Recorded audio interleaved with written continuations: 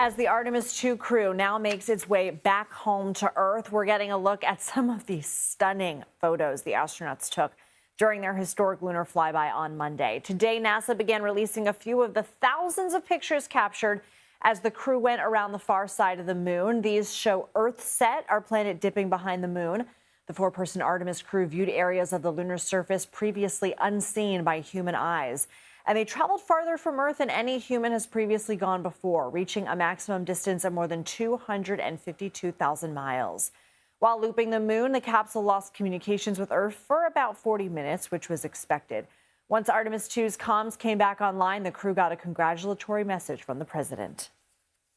Today you've made history and made all America really proud, incredibly proud. We have a lot of things to be proud of lately, but there's nothing like what you're doing, circling around the moon for the first time in more than a half a century and breaking the all-time record for the farthest distance from planet Earth. CBS News national correspondent Mark Strassmann joins us now from the Johnson Space Center in Houston. So what have the astronauts been doing today?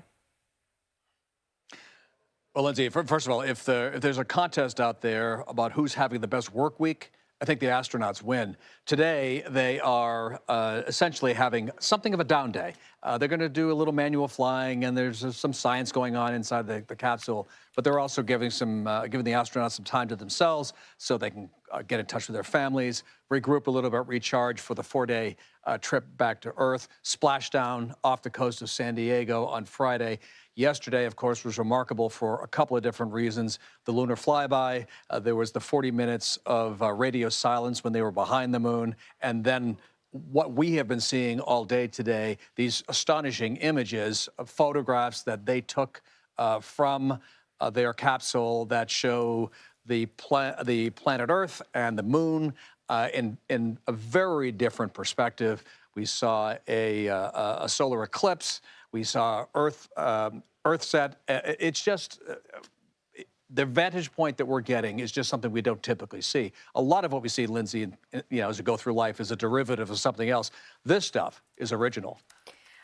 I just want to pull up one of the pictures if we have it, and it's sure. I don't have the name of it, so Miguel, our director, is going to have to forgive me, but it's color. It's an image of color on the moon. We all think of just this, moon dust color, this gray that's sort of just bleak. But in fact, and we were hearing the astronauts talk about it in their observations yesterday too, just the detail that they were seeing was just so fantastic.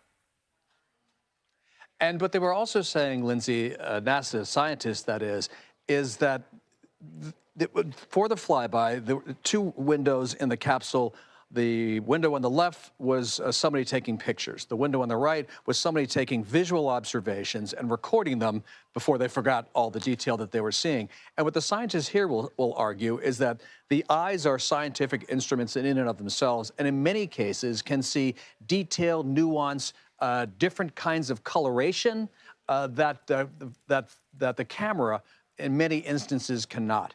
And so it will be interesting at some point when the NASA folks get together and they compare the photographs with the audio representation of what those photographs were showing to see how they compare. Because I'm sure the astronauts saw some colors and saw some nuance themselves that nobody has ever seen before. Remember, there were parts of the far side that human eyes had never seen. So it was really quite an extraordinary opportunity for us as humans to see a side of the moon that we had never glimpsed before. I got to be quick with you, but obviously the trip home is no walk in the park. What is the most dangerous part? Re-entry. It's always the most dangerous part.